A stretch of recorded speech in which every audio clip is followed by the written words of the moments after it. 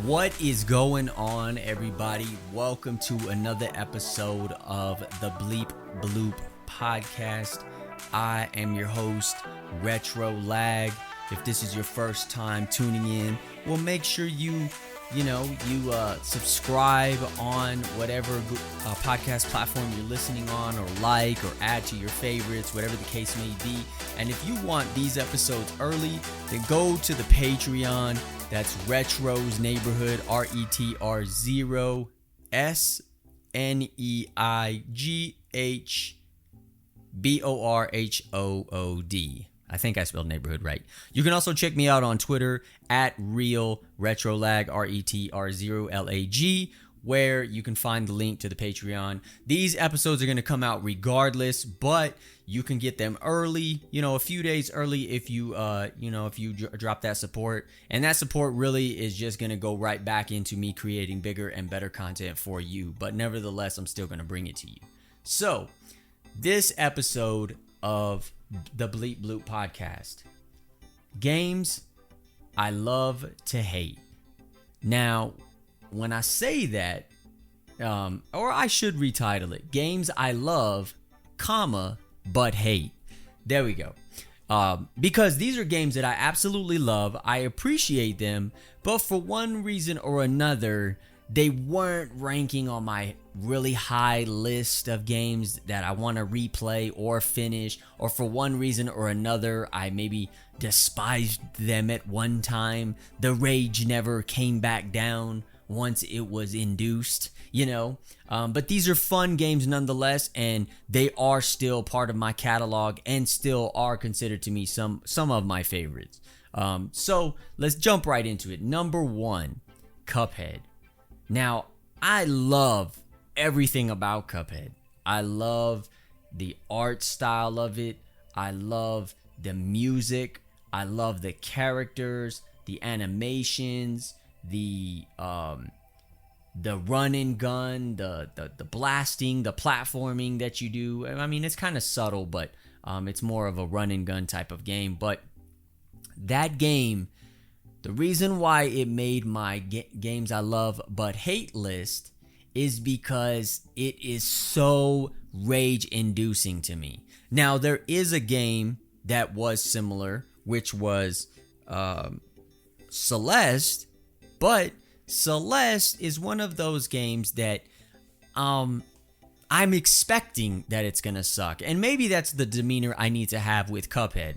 Cuphead is one of those games that you are going to die a lot. It's almost like Dark Souls, right? Like, if you don't play Dark Souls, you're going to die a lot, and you're going to be like, this is too hard, I don't want to play it. And I'm not going to take that approach. I'm not going to say, oh, this game is so hard that I just can't play it. No, I am not going to say that.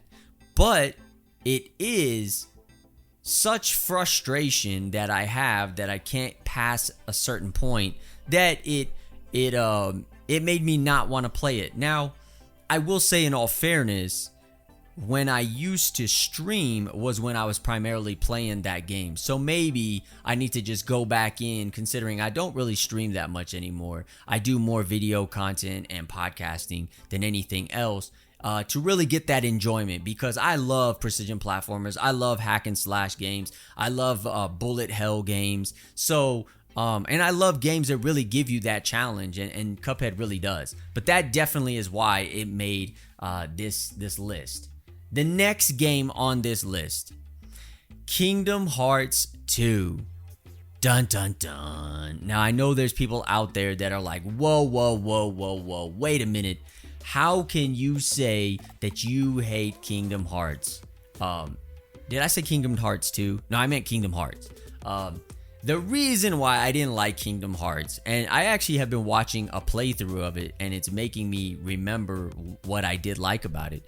I love the story, right? I love the direction that it goes. When it actually first came out, there was a demo of it, and I actually played some of it, and I enjoyed it. I love the fact that there were these Disney characters that were going into this different dimension or universe and fighting these characters that were reminiscent of characters you would see like in the Final Fantasy era or realm, right?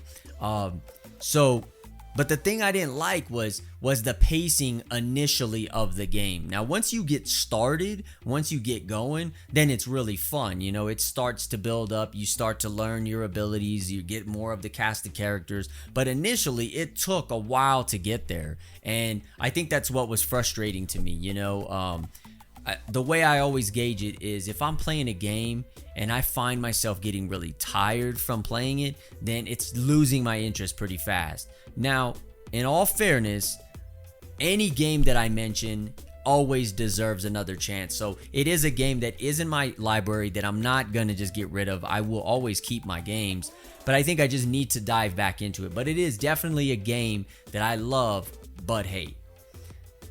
Outlast the original. Now, Outlast is a game that I can watch scary movies. I'm not afraid of the dark, but for whatever reason, I cannot play scary games like that.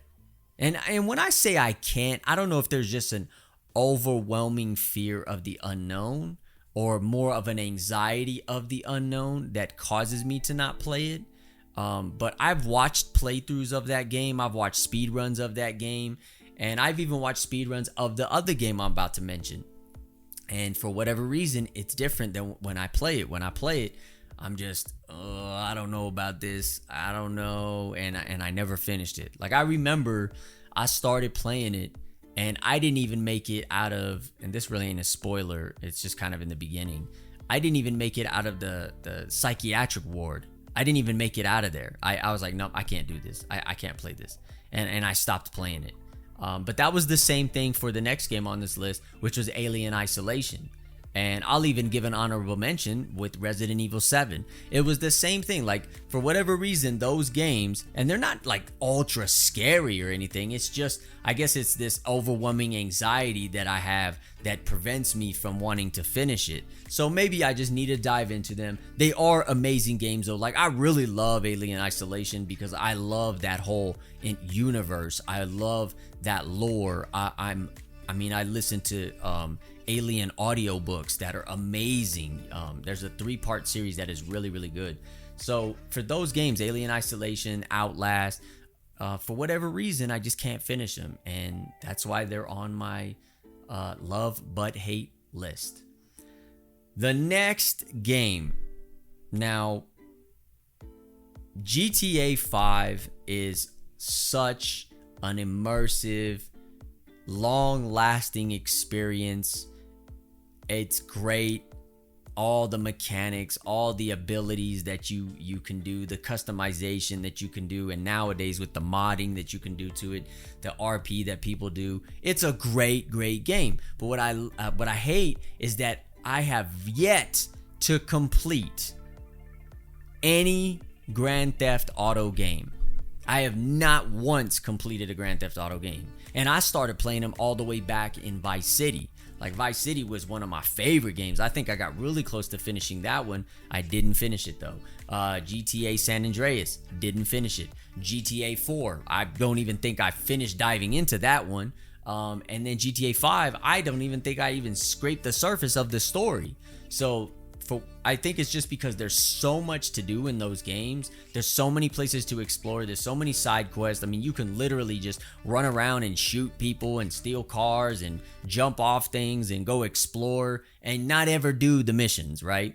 And that's kind of where I get stuck at. Like, I'll have intention of doing the missions and then I just don't do them. So, but I know that they're fun games. They really are fun. I love them, but I hate the fact that I have not yet finished one. So on the to-do list, put a pin in it. Make sure that you bomb the comments wherever you listen to this at. Hey, don't forget, got to complete a GTA game. All right, the next game. And I feel ashamed to even put this on this list because I love this game and I'm getting ready to do a deep dive into it. And that is No Man's Sky.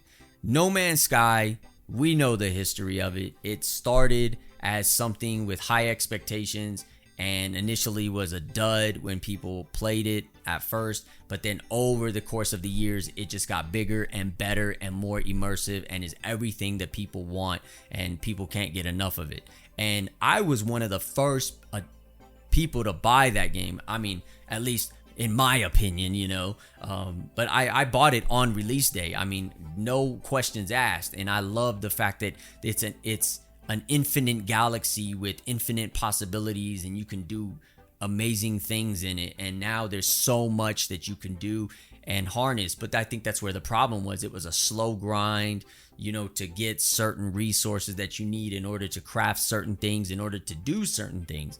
And if you don't have enough of those resources, you can get stuck. And if you get stuck in an area where it's a really trash planet, not a lot of resources, not beautiful, not a paradise planet, as they say, it can be exhausting and draining and make you not want to play it. But with so much effort that they've put into this game, me as an early fan of the series would not be doing myself a proper service. I'd be doing myself a disservice if I didn't go back and really dive into that game.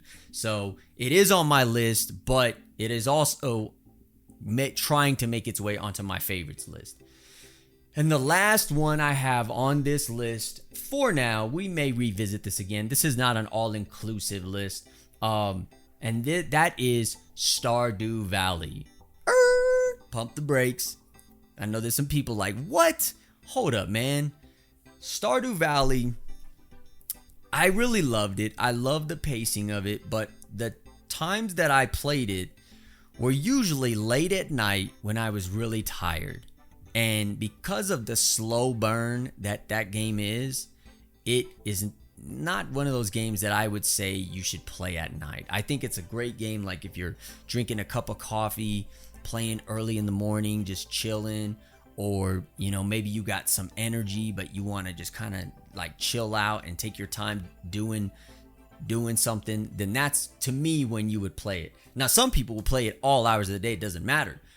I am not one of those people. But it is a great game. I love what you can do in it. I think that the environment is really nice. The abilities that you can do, and then that you have, as well as the mods that are available for it as well. So it is on this list. Now, I don't necessarily hate it, but I don't also think that I'm gonna like dive back into it right away to play it. But I by no means judge anybody that loves that game. So, if you keep playing it, enjoy these games. Like I said, these are the games that I love but hate. And maybe some of them will come off. Maybe some will change. Maybe we'll do a part 2. I hope you enjoyed this podcast. Again, Retro's Neighborhood on Patreon if you want to get it early. If not, just go on Spotify, Apple, Google Podcasts. You can find it there. And until the next one, y'all, I will catch you later. Peace.